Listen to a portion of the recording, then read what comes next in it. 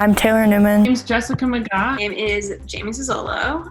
I am a film and television major. I am a senior at CU Denver studying film and television. And I'm currently the interim chair of Film and Television Department at CU Denver.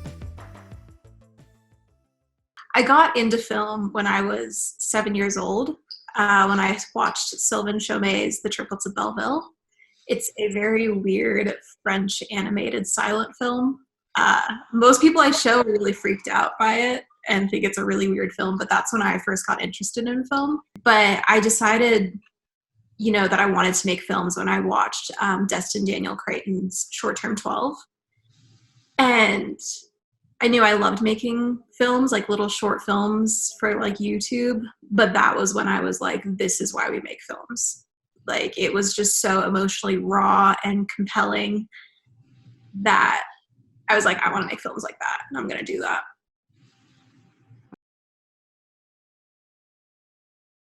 For CU Denver, I applied to animation at first. And when I took animation, my animation course was online, and I hated every moment of it.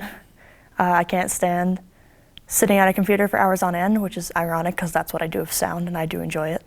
But I also took an Intro to Film freshman course, which was basically combined with 2 different classes, all the same people in an attempt to make you be friends with people on campus as a freshman.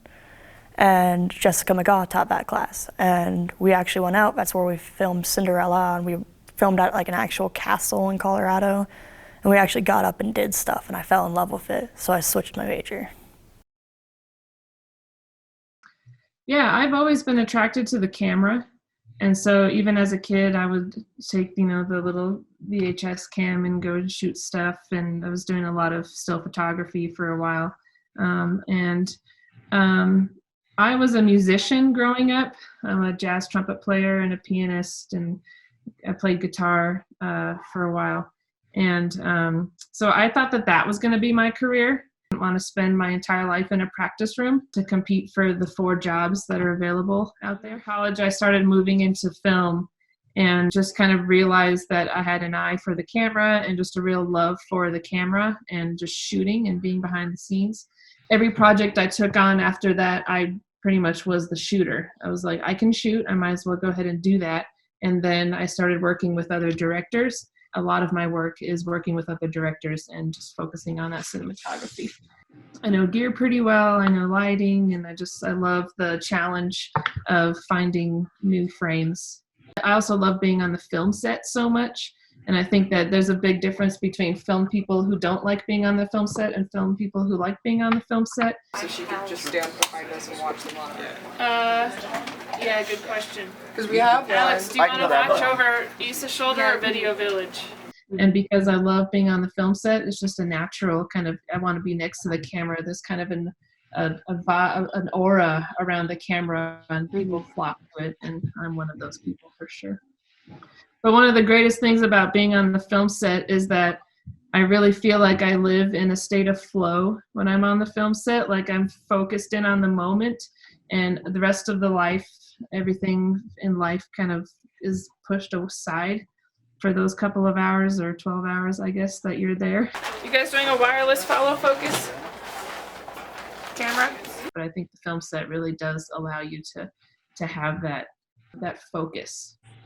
Being a woman just today in general is difficult.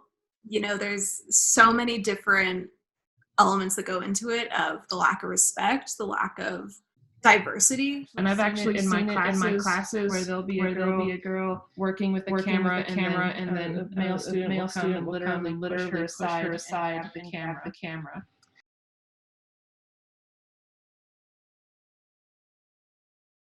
Being a woman filmmaker, I've gotten a lot of mixed reactions. Some people are really supportive and kind of amazed that I'm a female filmmaker.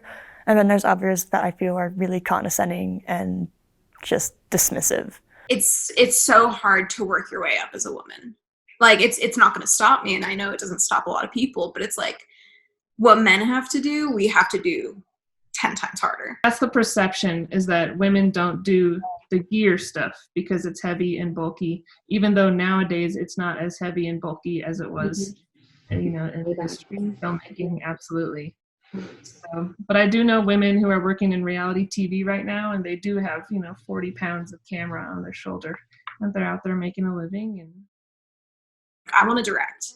But when you're directing and you're the boss, you're viewed as a bitch. Doing what women haven't always been able to do, which is speaking out in front of many people and saying their opinions. These massive double standards.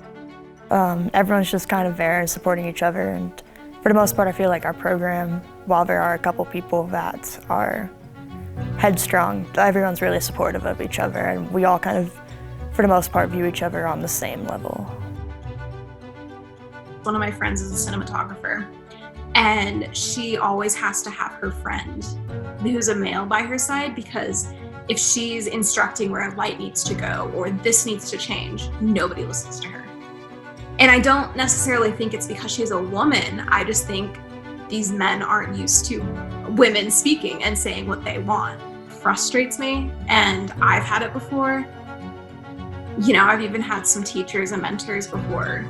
They respect me and they think I'm good at my work, but they don't respect me enough to hear me out or let my opinion shine over theirs.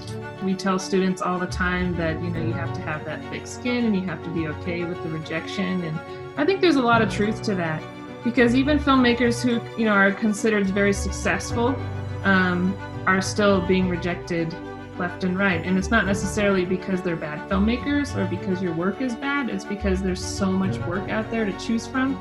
And, festivals and programmers and broadcasters, they have to choose according to, not everything can be programmed. Hollywood struggles with having female directors. There's some, but I feel like they lack a lot. And especially if you want to get into that topic of the last Oscars, where people were upset that none of the female directors got nominated for any Oscars or really any of the big awards. That's a whole different topic, but I feel like the actors would be respectful to female directors, but I don't know how much experienced crew and stuff would. I want to believe it wouldn't be a problem, but it gets difficult to say. But with Highly Functioning, I really tried to get women to look at the film. It was a very female-dominated crew. Full force today. Everything that could go wrong went wrong. We're not. And then I picked. I tried to